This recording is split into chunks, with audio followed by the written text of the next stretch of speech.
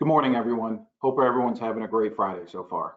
I'm Charlie Spencer, president of the Mid-Atlantic chapter of CoreNet Global. This morning, I'm thrilled to host our chapter's 4th edition of the CoreNet Café series. In today's edition, we'll be having a dynamic discussion with 3 executives from HITT Contracting. Personally, as a previous client, if I had a challenging project, I always knew hiring HITT would be the low-risk option. For the audience, we're going to open this up to Q&A. So if we have enough time, so please submit any questions via the webinar's dashboard. If we run out of time, no worries. We can send out any Q&A afterwards that we didn't get to. All right, without further ado, let's meet our guests on today's episode. We're going with a self-introductory format here. Going first, we have Brian Chris. Please tell the audience a little bit about yourself, Brian. Hey, good morning, everyone. Brian Chris, been with HITT for 27 years this month. Definitely my favorite company that I've ever worked for, beating out Domino's from high school. But yeah, it's the only place I've worked. Locally here, I work with our interior and law sectors, and nationally work with our Raleigh office, New York, and Seattle. Great. Our second speaker is Sarah Collins. Good morning, everyone. Charlie, thanks for having us this morning. My name is Sarah Collins. As Charlie said, I lead our healthcare business unit at HITT Contracting. I've been in the construction business for about 25 years. I absolutely love it. I love healthcare construction. I've been doing that the entire 25, interspersed with some other product types. I've been fortunate enough to work for with some really great people on some amazing projects. So I'm really happy to be here this morning. Great. Thanks, Sarah. Last but certainly not least, we have Josh Ferezzo. Hey, good morning, everybody. My name is Josh Ferezzo. I'm Senior Vice President at HITT, and I run our base building and our multifamily teams here. Similar to Brian, I think my only other job was a bartender at the front page in DuPont Circle. I've really been with HITT since I was 18, starting as a laborer and an intern, and this has been my entire career, and excited to be here to talk to everybody today. Great. Thanks, Josh. Moving along to our first question. To provide some context and background for the audience, Brian, could you please give us an overview of HITT from a local DC market perspective? Sure. HITT is an 80-year-old general contractor. We've got 8 sectors of market focus and expertise. We do everything from small service work through tenant renovations up to large build-to-suits and data center construction. So we cover the gamut and can do anything. And nationwide, we have 12 offices. Most recently, we opened our Raleigh, LA, and Dallas office. Those have been open for a couple of years now, and things are great across the country. Josh, given the current pandemic, have you felt the impact yet to your book of business in the local DC market? You know, it's been an interesting question. I think, immediately everybody really took a moment to pause and try to figure out exactly just kind of how to stay going and keep going. We were watching the local governments, we saw, mass shutdown orders coming in Boston, New York, Seattle, other areas. And for a long time, we were just waiting for the other shoe to drop. I think working with a lot of the local leaders, construction was deemed as essential, and it kept a lot of people working. And then we really started looking at where projects are going to go moving forward. So I think we've been hitting these stages as we've gone through. We've definitely seen some work that was very close to starting go on pause. Everything from media-related projects to new construction, multifamily, and office portfolio. But then we've also, where those have slid off, we've seen some projects that have been for developers that are very bullish on it, and they want to have projects deliver. Unfortunately, a new apartment building doesn't get built in a month or two. It takes 20, 30 months sometimes. So a lot of people have said, you know what, this is a great time to build, let's keep going. So we've seen it kind of stay almost steady from what we've lost and pushed off to what's come in the door. Sarah, same question. What about your specific book of business? I think healthcare is a really interesting business sector, the market sector these days. People think that this is a boon for the healthcare industry, But really, it's a crisis for the healthcare industry, business-wise as well as public health-wise. You know, healthcare spending is about 18% of American GDP. And really, these healthcare systems do not make their money traditionally from emergency work. So all these emergency cases, all the emergency provisions that they've had to put in place to deal with the pandemic have really hurt their business. The shutdown of ambulatory surgery is killing their business. There's been American Hospital Association predicts $200 billion in losses.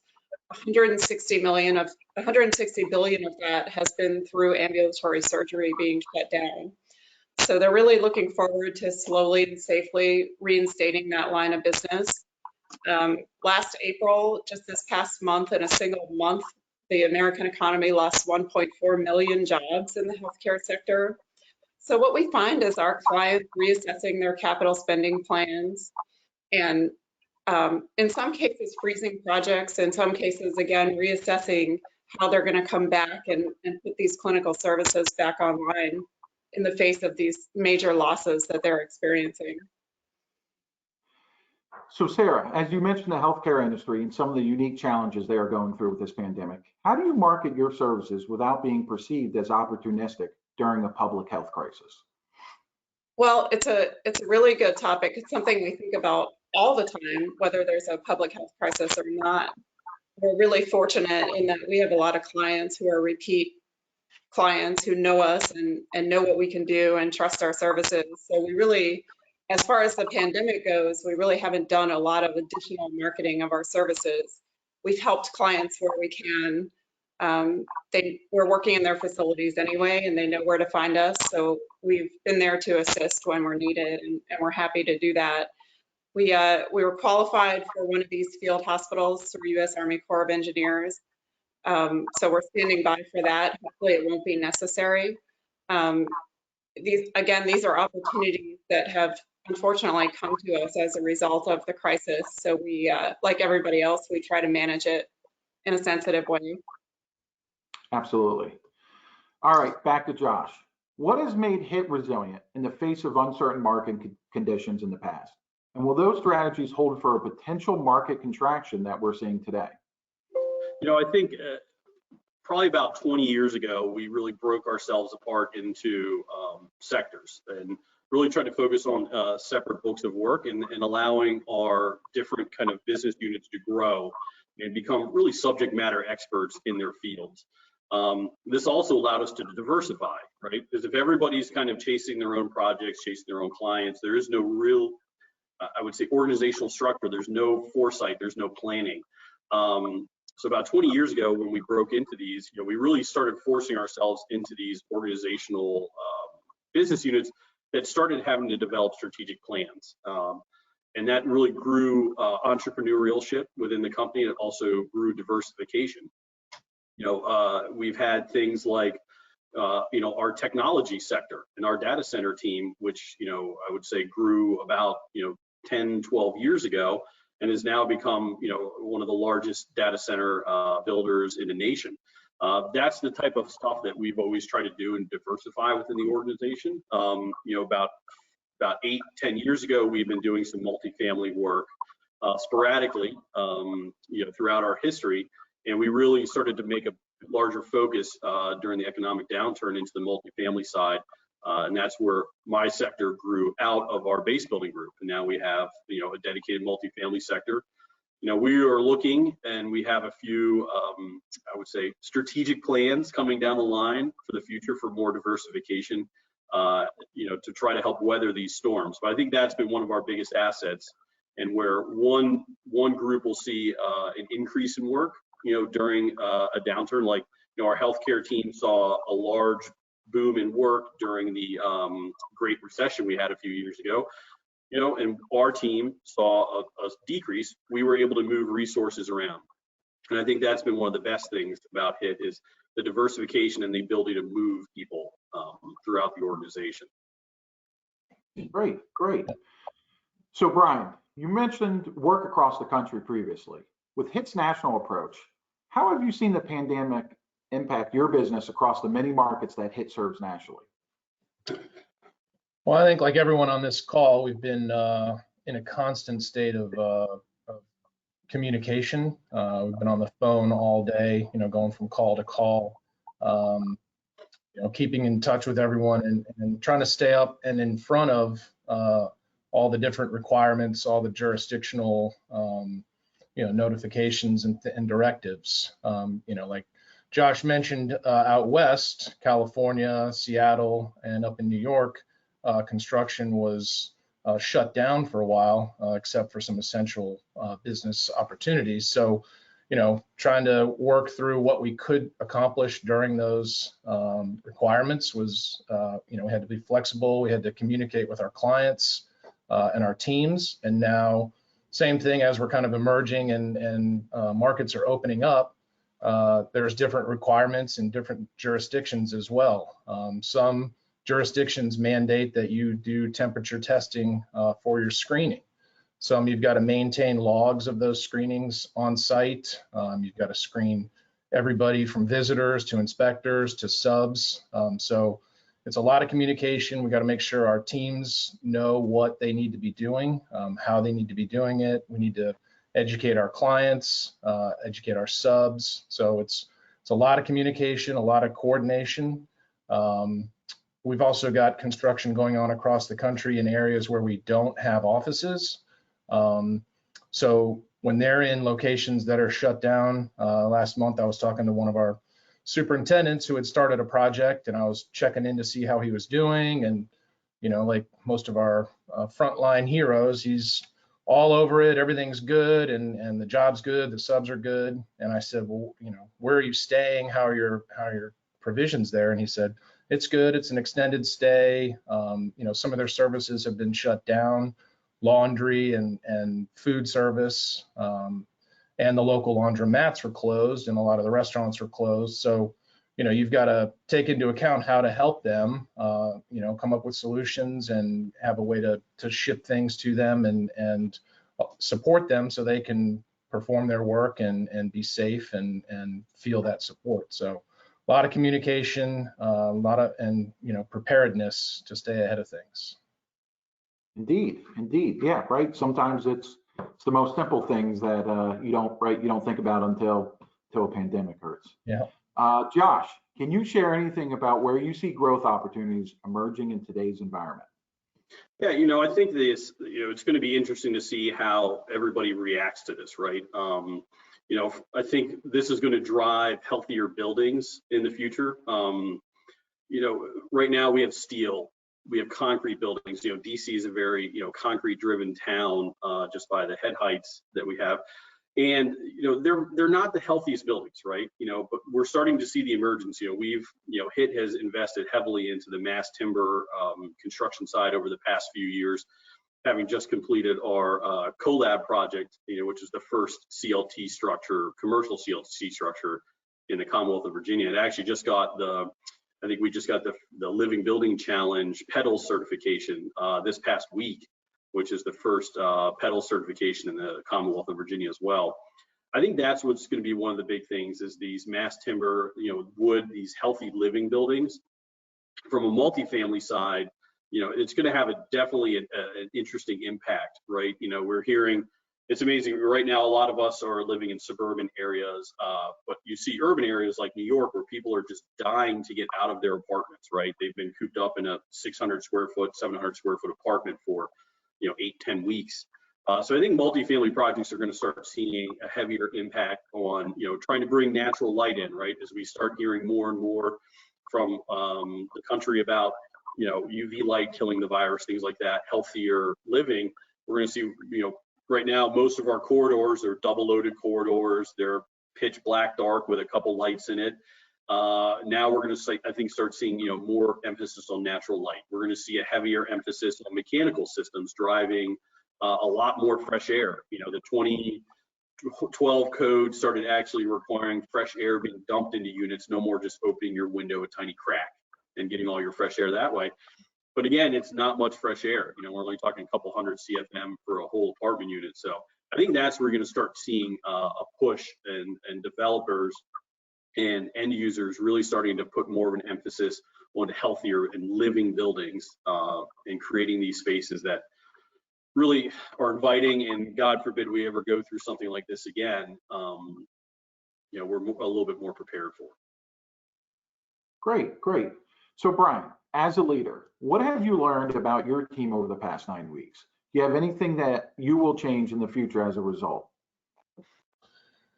Yeah, that's been one of the bright spots through this whole thing. It's kind of like how families have had the ability to slow down and interact a lot more. I know I see my kids a lot more now than just flying through the house, asking for money and heading out the door.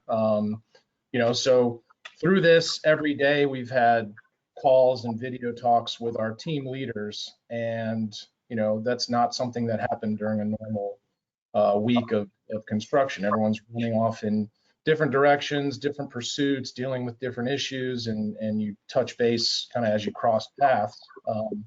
But it's been really motivating to be on a call every day with smart leaders that come in with creative ideas, situations that have come up, and we collaborate and talk about best ways to handle situations, creative ways to help stay in front of our clients and how we can help serve them. We get asked quite a bit from brokerage companies or clients, how is pricing going to be affected during this situation, or how is pricing going to be affected coming out of this situation? So, we've had good dialogue, interesting debates about that. Additionally, as we come out of this, what direction are clients going to go with their office construction? There's two different debates of they're going to need more space. They're going to be leasing larger areas so they can build in the separations, the privacy, more offices, or you're going to see them shrink because they can now do some telework functions. They don't need as much space. They may not have the liquidity or the money to put a lot of the features that they were putting into their office space. As we went through this, last 10 years of the booming economy, they were building their office space to attract and retain employees as everyone fought to get the best talent. Now it may be a lot more simplified, and that in turn will obviously drive pricing down. So we've had a lot of debates. I've enjoyed the ideas and the creativeness that they bring every day, and that's what motivates me to continue to try to be at the best that we can. So Brian, to follow up with you on the same topic, how has this hit kind of your subcontracting community? When this whole thing started, there was a lot of talk about how long can subs go without work. If our industry shut down, it was going to cripple and probably put out quite a bit of subs out of business. But I think collectively, from the clients and the general contractors and subs, we've all worked together to put best practices in place. We've been able to maintain safe environments to work in. So we haven't seen any subs that I can think of go out of business because we didn't go down to zero. We might have gone down maybe from 120%, off flying into this thing. It may be down to 80%, but that's been enough to keep the subs productive and healthy and bringing in money to pay their folks. And so, the subs have reacted very well to what our needs are on site. And, again, when this thing first came out and people are now wearing masks and they're trying to social distance, one of the big things we've had to focus on is, staying safe, staying diligent, and paying attention to what is already, kind of a hazardous career. So, you can't be distracted by trying to stay away from someone and not watch where you're walking. So we've really had to focus on that. And, so far everyone's been working together and subs have been performing very well. All right, thank you. Sarah, how do you think the team environment has changed as a result of people working remotely, for better or for worse? Well, I think there's been some of each. I do feel like people have found new ways to be productive. I think paradoxically, people's instinct to use email instead of the phone has decreased. I do get all my team members, like Brian said, picking up the phone, checking in. If there's something we need to talk about, it's let's jump on a webinar, let's have a video conference, let's share screens. We've done bids this way. We have had client interviews by video, which is fairly odd, but again, it gives us the opportunity to actually get together safely and see each other. So I think, absence makes the heart grow fonder, right? So we actually found out that we missed each other. When we get together for interviews, we had a new employee start. It's a terrible time to onboard a new team member, right? But we had a lunch for this gentleman, and we all showed up. We had boxed lunches. We were far apart, but we got to ask them all those personal questions that you can't ask during an interview and get to know each other. So I think those things have been positive, and I foresee some of those elements continuing. We just learned to work better, and we've learned to work around some things that before might have stopped us from collaborating like we wanted to. So I'm very excited about that. I think it's been great. I think on the client side, those of us who are accustomed to chasing work and going out and who want to be out in the field with our clients, solving problems with our clients, not being able to do that is really hard. It's hard to substitute a face-to-face meeting with your client or just to pop in on your job, which we can still do that with our team, but we can't really do it with the client. So we don't get the face-to-face contact with the owner, the architect. We don't get to look at stuff together. I think anytime we can all go out in the field and look at something on a job together, that is always the best way to solve a problem. So now we're constricted to, let me take a picture, let's FaceTime, and it's just not the same from a human perspective. You can solve the problem, but we miss that. We miss that element of human interaction with our clients and partners. Absolutely. All right. So along the same lines, we do have a question from the audience, which I'm gonna give to Josh. You've got team members in the field every day and those working from home. How do you bridge the gap, support your team members, and engage everyone on the same mission? I think that's been one of the biggest difficulties we've faced. Construction tends to be, you have somebody out in the field and you have somebody back in the office. So there's already kind of that divide originally. And we really have tried to bridge that over the years by, a lot of communication and, depending on this project size, teams are together. Most of my project teams sit in a small, tight, compact trailer together, and now we're actually separating them, right? So, one of the big things we've tried to do is really, having rotations, right? Giving the superintendents, the hourly workforce, our team members that are really on the front lines more time off, and also rotating through and having coverage with our assistants and with our project managers. We started a site marshal program really to focus on screening employees, making sure that we're keeping the best sanitation practices. And we've really pushed that and dedicated our assistant project managers and project managers with that responsibility to take the load off of our superintendents, right? They already have a very stressful job, right? Making sure all of this comes together, make sure it's done safely, we have the right people on site. To just put one more thing onto an already full plate is difficult. So wherever we can do things to support our team members, that's what we're trying to do. Awesome. All right. As we're close to wrapping up, time to switch up these questions. What hobby have you picked up during the quarantine? We want to hear from all three of you, but let's start with Brian first. Well, my wife and I started smoking. We're teaching the kids how to roll their own, and we were fortunate. My father-in-law butchered a couple of cows that he had, and we got 250 pounds of beef in early March, which was ideal timing with a lot of the scrapping and fighting at the stores for meat. So we've had plenty of beef. We've been, going through the internet and trying all recipes that we can. I don't know if it's coincidence or not, but my high school senior daughter just went vegan about 3 weeks ago. So I think that may have been a result of too much meat and bad recipes, but it's been fun experimenting. All right. You can dry age them at home, so you should try that. Sarah, what about your hobby? So, I thought about this question a lot because we talked earlier this week, and I know these guys have a great answer as to how they're spending more time with their family and doing all this quality stuff.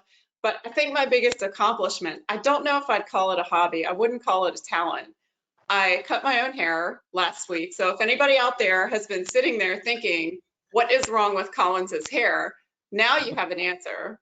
I also cut my parents' hair. My parents live in my house.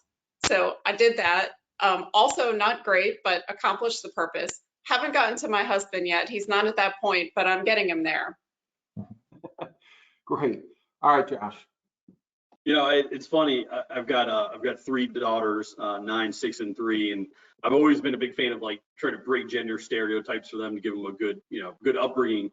So honestly, I've been teaching them how to cook, and I was raised. My Italian grandmother taught me a lot of stuff from her kitchen. So we created our own sourdough bread starter. So we make bread 2-3 days a week. I taught them how to make homemade gnocchis, and it's been a lot of fun just kind of teaching them how to cook. And some days are good, some days are better or worse. We've also been trying to help Sarah keep the hospitals in business. We've had a couple of ER runs with a 6-year-old with a broken arm, I think the 3rd week of COVID. So we're just doing our part to keep the healthcare industry afloat. Yeah, but next time don't call me and ask whether you should go to the hospital. I am not a doctor. I called Sarah and I was like, which is the best hospital where I'm not going to get COVID? And she was like, you go here, you go in this door, you go over here. We just put that door over there. It's perfect. It was a traumatizing, scary experience, but it went really well. So.